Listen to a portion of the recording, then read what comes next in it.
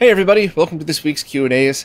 I'm going to be using this Q&A to take advantage of some of my other fellow awesome nerds who listen and do another mic test, which I know drives some of you crazy, so I'll save the explanation until afterwards, but if you hear my voice change as this goes on, that's what's happening, and then I'll explain it at the end. So if you had the patience to sit through this whole Q&A, stick to the end and kind of hear the whole layout of the differences between each. But anyway, let's jump in and check out the questions for this week. First up, over on Floatplane, Aman said they just bought a PVM 9L3 and wanted to know if Martin's homebrew version of the BKM 129X input card supports composite video through the SCART input. No, that is just simply RGB-S, or if you have the version with multiple inputs, you could also do RGB-HV with the sync combiner, or you could use just a pin adapter to go direct in with component video. But no, that I will not accept composite video. You would need a completely different input card for that. Now, as far as I know, those aren't too expensive, but if you have a 9L3, I have never used one of those. Does it have some built-in inputs like a lot of the other 9-inch or 8-inch PVMs, like the one I have sitting right there? Or is it like the BVMs where they're slots only? If it's only slots, you'll have to buy the same input card that is on the BVMs, which I'll get you the model number. I have one sitting right over there. I'll leave that in the description for anybody that's interested. But no, that is just going to take RGB component and VGA via a sync combiner circuit. It will not accept composite video. So yeah, I think that would be cool, but there's just a lot of circuitry that goes into doing that. So I think that's probably a good move that Martin got the card out and then just got it working as is. But if that's a huge thing that people need, maybe we could figure out how to do it. But I really think that's something that's best done with an official Sony input card. Now, over on Patreon, Charles Madeir wants to know if we could have a list of devices that are compatible with the SNES digital audio mod. I don't see why that wouldn't be a perfect fit for the wiki, so go for it. But one thing to note is you're going to want the exact model number, and if there's a date code or something, use that as well, because I've definitely heard people say, oh, I got a dead-end receiver in 2015 that works, and I found somebody else with a 2015 Denon receiver, no idea if it's the right model or the same model, and one worked and one didn't. So you're going to want detailed info on each, and it could also be beneficial if we popped open these devices and figured out what chips they use, because maybe it's down to, oh, well, any chip that uses an X brand decoder on there would be able to read it. So yeah, I think that would be good info. Some background on this mod though, and some just some knowledge on it overall. First of all, it's really hard to do signal comparisons for SNES audio because each console is slightly different. And this has to do with what I talk about all the time with analog components and analog consoles, in that all of these components on the motherboard, resistors, capacitors, whatever, they all have a tolerance. And back then, they were probably, for resistors, they were probably 5% tolerance. So that means if it was 100 ohm, it could be 95 or 105, or probably a little less than that, but whatever. And with capacitors, it was probably 20% or more.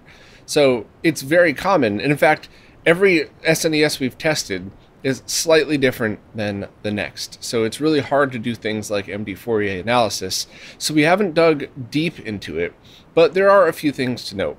First, digital mods remove all analog noise floor. They should be completely crystal clear. So that alone is a good reason for some people to use it. Depending on your cables and your equipment, this could actually be a pretty big deal.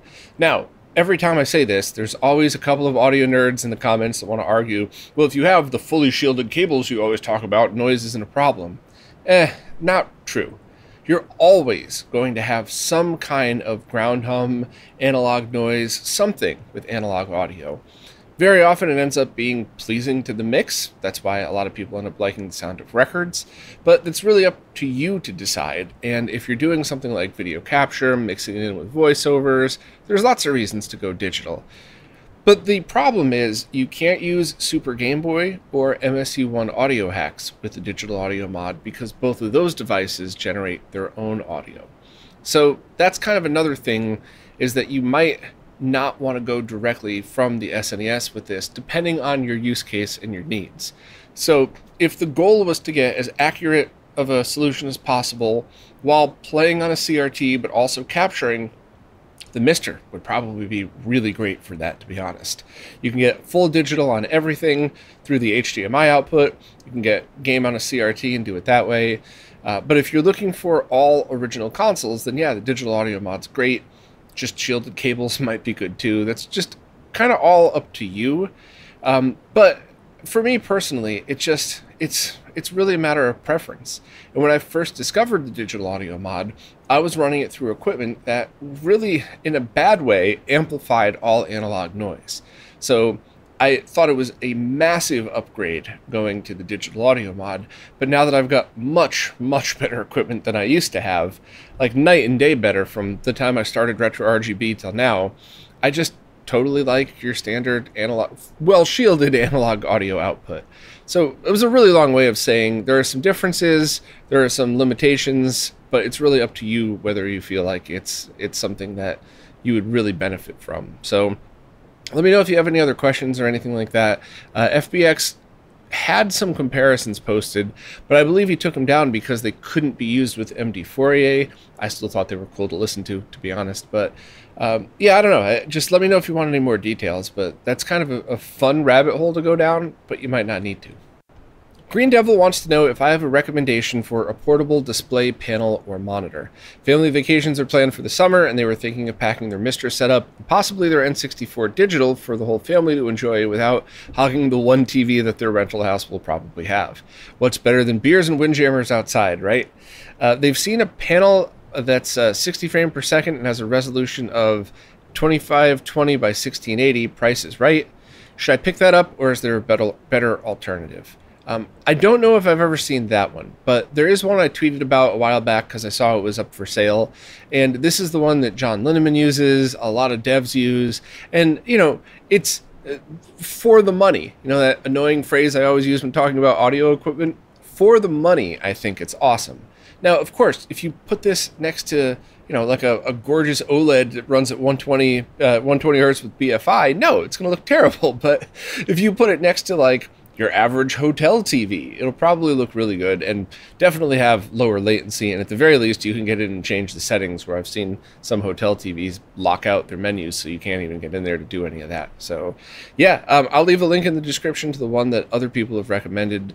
And if anybody else has any suggestions, please let us know. Just please put the model number. YouTube blocks links in the comments, which I actually think is a good thing. It's more good than bad, but so just put the model number in and we'll take a look. But hopefully the one that I found is still on sale, and hopefully that'll fit your needs. Next up, 8% Android has a conundrum. They're currently using a Sony PVM 20L5 and 14L5 multi-format monitor, which they love, but they've run out of space for them. And they're considering selling because they'd rather get them in the hands of somebody that would use it rather than have it sit in the attic somewhere, but they don't know the best place to sell them or what a good price is. And my advice for that is to look to communities like this one. I would jump on the RetroRGB Discord, or I would really consider joining RetroTech's Patreon account as well, which, yes, I am shilling for my friend Steve here, but at the same time, that's also another like-minded group of people who are focused on CRTs, and they'd be able to help you out with prices and finding people in the UK that might want them. It's really hard to deal with buying and selling monitors. There are so many scammers out there. I have gotten ridiculously lucky in the past couple of years buying monitors, just really good people. Some people recognized me as Bob from RetroRGB, others didn't. I just got really lucky, but I hear more horror stories than not. So I would just try to find groups of like-minded people, discuss it with them, and go from there. And also be reasonable, right? You know, if I'm gonna make numbers up here, right? If somebody says the 20L5 is worth $100,000, but then they want you to box it up to ship it or drive it to them or whatever else, that's totally different. Whereas if somebody's like, hey, you know, I know this monitor's worth $100 grand, but I'll give you 80 grand for it but I'll drive up. You don't even need to lift it. My friend and I'll carry it down. You don't have to do any work. We'll bring cash. You know, there's a lot of things that are involved in that certainly make a big difference. And, you know, some people disagree with me. A penny is a penny, period. But after buying and selling so many large and heavy items of my life, I just take a lot of consideration into the whole situation. So I would think about that as well. Also, I'm clearly being ridiculous with these prices. There are no monitors that sell for $100,000. I just felt like being silly. JClax has a question that I'm going to need your help answering, but let's jump into it first. They have two Wiis that they plan on installing a Wii HDMI kit in at least one of them, and they're going to be using dual output, analog and digital. They already have a launch Wii, but bought an RVL CPU-40, reading that the video quality would be better and that it uses less power or generates less heat.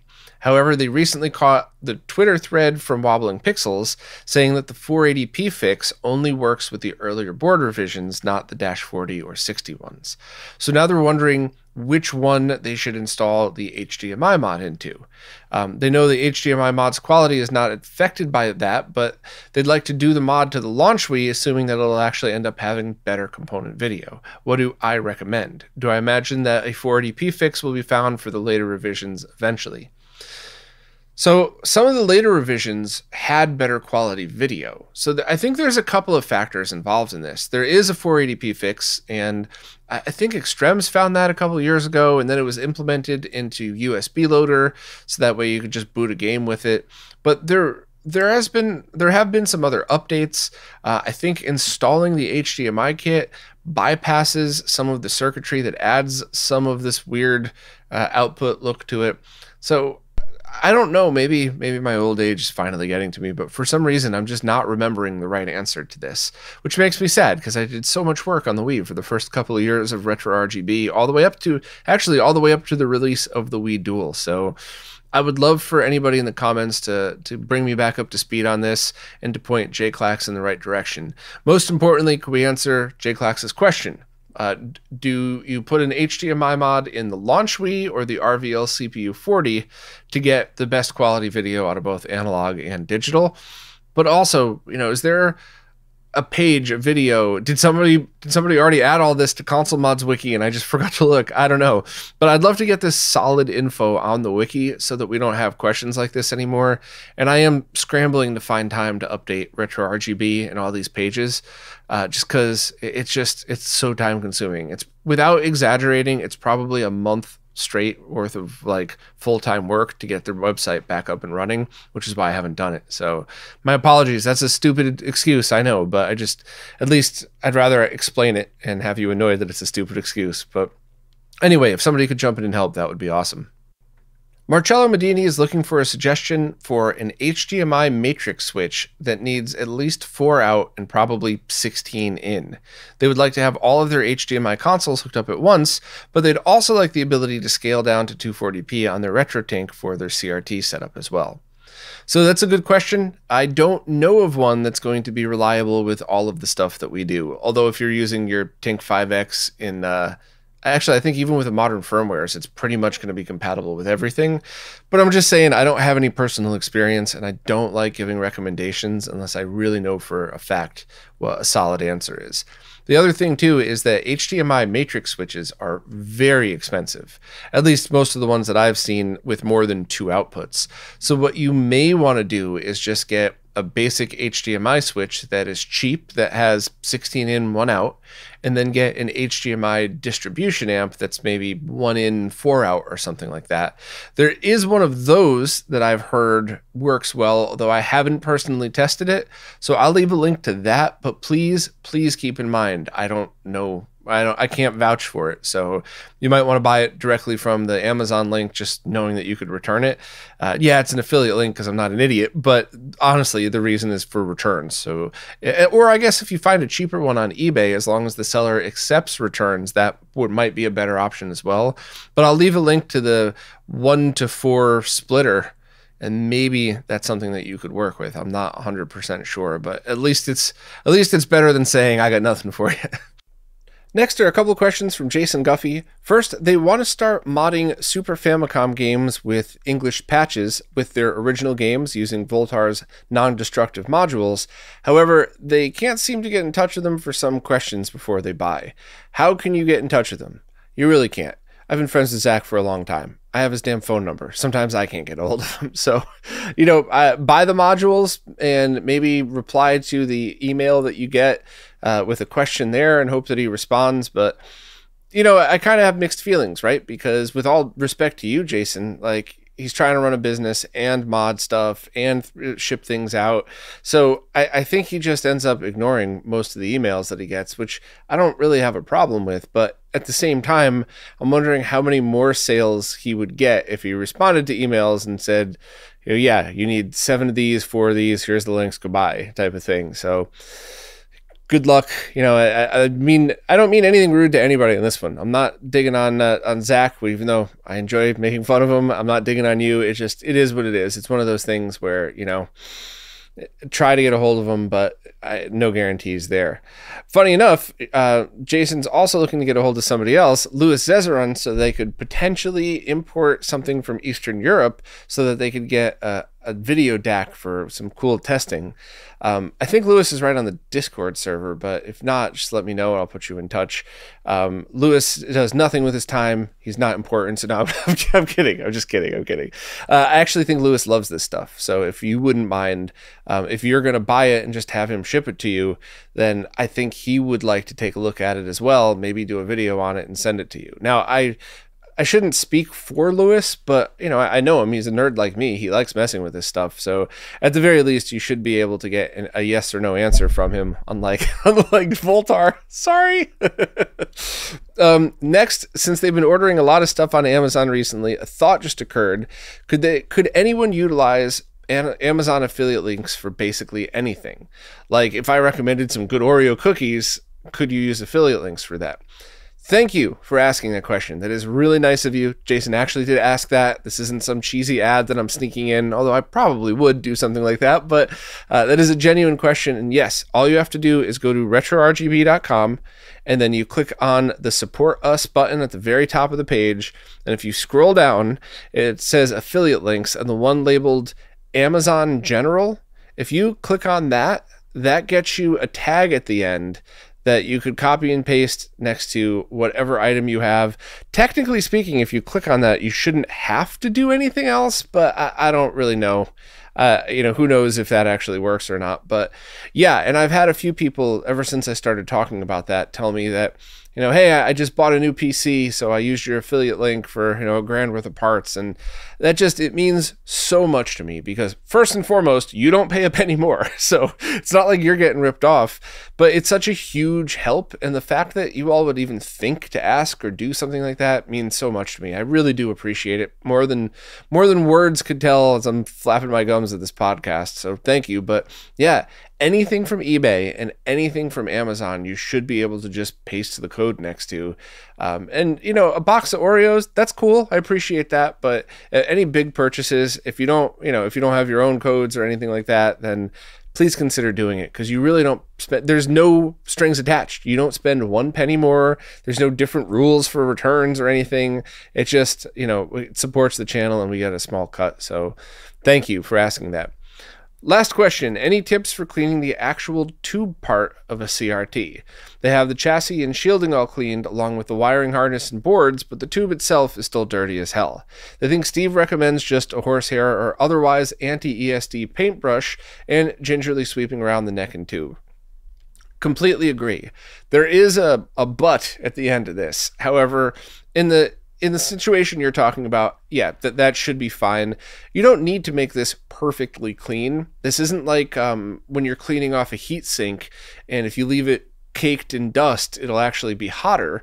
This is just more of one of those things where if you get it clean, it's not going to have any dust fall off onto your components. It's not going to make things harder to work on. But yes, that's what I would do. The only exception are when you have things that are so gross or you're trying to work on them and there's just so much sticky muck on it that you can't even work on it.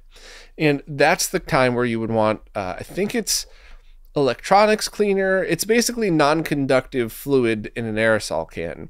And I've seen people post videos where they basically take the back off of a CRT and they just soak it in this stuff.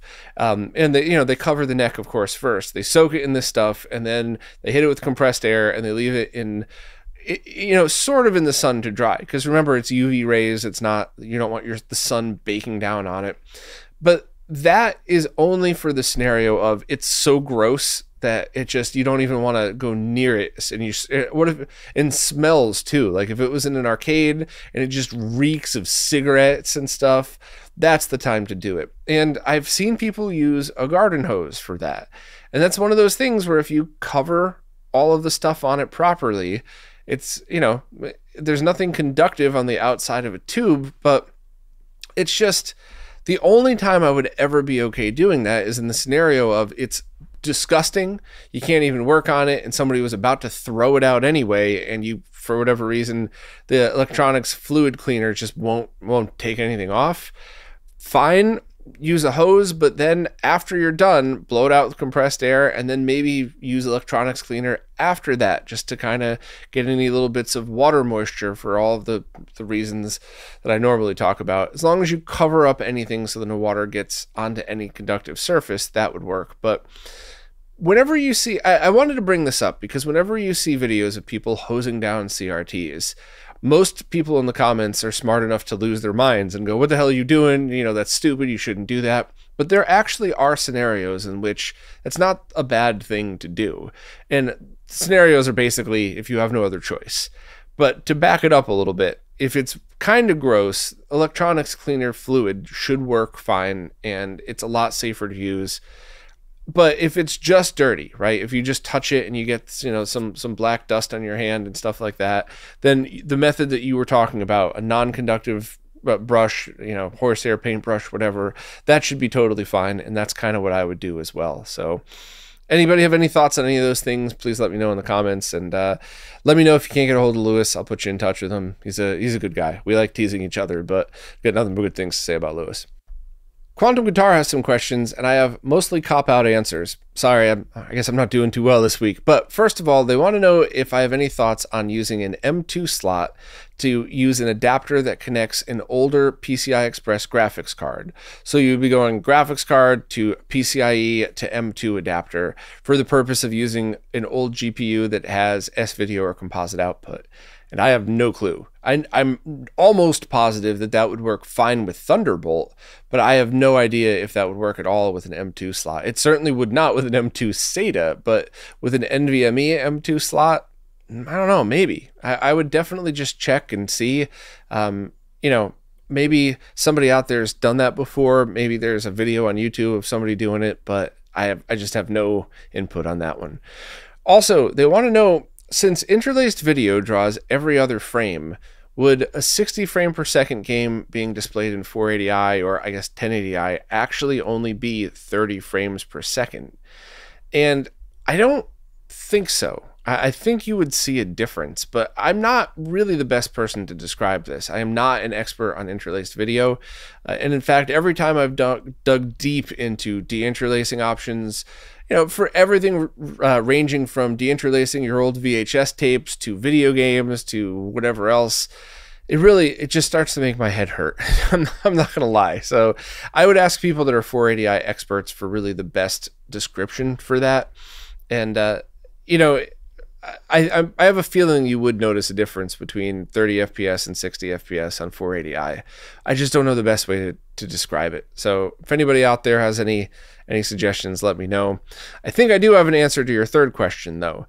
They were looking into calibrating RGB monitors, and they were looking to get hardware to calibrate white point. So do I have any advice as to what equipment they would need beyond the 240p test suite? Yes, Dan Mons did a whole video series on this, including the equipment you might use. So I'm going to link to that. They're not short videos, but this is not a short process, as I'm sure you already know. So if you really were serious about it, that's exactly what I would do, where I would start. So, hey, I guess I'm 1 for 3 today, but at least I was able to give you the answer to that one. A couple of questions from Elmer. First, they're shopping around for a new TV, and they're looking for a 4K OLED, and they heard that some of the newer ones don't behave properly with a lot of retro content, especially things that are in 4:3 or 480p, and they wanted to know what current ones to check out. I have been looking at 2 that I would love to have, and in fact, I am very seriously considering selling one of my incredibly rare RGB monitor BVMs to try and get one of these 2, the Samsung, I believe. because they have a couple of features and it's got some potential to behave very cool with retro as well as movies and modern stuff, of course. But I haven't seen retro focused reviews. Now, I will point you to HDTV Test, Vincent's channel on YouTube. Vincent is freaking awesome, and he's been kind enough to answer any questions I've had on Twitter as well. So check out Vincent's channel, keep an eye on it. And of course, you know, Digital Foundry, John Linneman, My Life in Gaming, they're all good sources for this. But I would love either the new LG C3 or the new Samsung one, for a whole bunch of reasons that I don't want to go into yet, because I haven't tested them yet and I don't know anybody that's tested them. So maybe my hopes are all just useless and it's not going to work the way I want it to. But I'm going to put a link to both of those in, and I'll also put a link to a cheaper TV that I thought had the potential, I haven't tested it yet, to be one of the best cheaper TVs in there. It is one thing I will say is that with some exceptions, it's my strong opinion that most people, there's always a fringe use case, but most people would benefit from either buying the cheapest possible TV that doesn't suck, or saving up and getting one that's really, really good and just skip all the stuff in the middle. Once again, not everybody, not every situation, but I've seen so many people drop $400 on a TV and it's perfect for them. And yeah, of course, the $4,000 OLED would be better, but not so much for what they're trying to do. And in most situations, jumping to that $800, $900, $1,200 TV was not a big jump. And a lot of people disagree. That's totally fine. There's a lot of fringe use cases, but yeah, I would go one or the other. And there is a cheaper TV, not cheap, but cheaper, that I also think might be pretty cool if you're a modern gamer as well and you want a big screen to play on. So I'll leave the links to all three of those just in case you might be interested in any of them. Next up, Elmer wants me to explain a bit further about Voultar's opinion on digital mod kits. Well, lucky for you, Elmer, I speak Voultar, so I could translate to tell you what the heck he was actually talking about. Basically, Voultar was saying, what about Super Nintendo, Genesis, NES, all of those consoles that are 15 kilohertz only, so either 240p or in some rare cases 480i. Why not work on a digital mod for those that only outputs the original signal and nothing else? Or maybe it just line doubles to 480p, so you could still plug it into a modern monitor if you wanted to, but or maybe even go to 720. But really, the purpose of it is to get a true digital output from the console. Now, yes, I know there's Genesis and SNES. There's some discussion on that, but at least for the NES, this is possible. And I completely agree with him on it for all of the reasons that I talked about in the Wii section last week or this week's podcast, whatever. And that's right now, if you were to say, let's say get a Nintendo HDMI kit, an original NES or Famicom or whatever, that only outputted either the original signal or 480p. Sure, yes, you could plug it into your monitor and play it in 480p, but now you could also put it through an analog to digital converter and you could get very clean quality component video out of it. Or you could do that and put it through a RetroTink 5X and scale that. And when the RetroTink 4K comes out, you could use the HDMI directly in the HDMI input. Or what if you have one of the very few displays on the planet that would accept a 240p signal over HDMI and do not a bad job sharp scaling it up? By just simply worrying about getting the original signal the console outputs and not dealing with scaling at all, or maybe just basic line doubling, then what you end up with is a pure digital to digital signal that can be manipulated any way that you would like without any analog interference. So the point Voultar was trying to make is any kit. And I'm not throwing shade at Kevin. I like Kevin, but the NES RGB, I don't think Kevin ever updated it to output 240p. I think the lowest it'll go is 480p.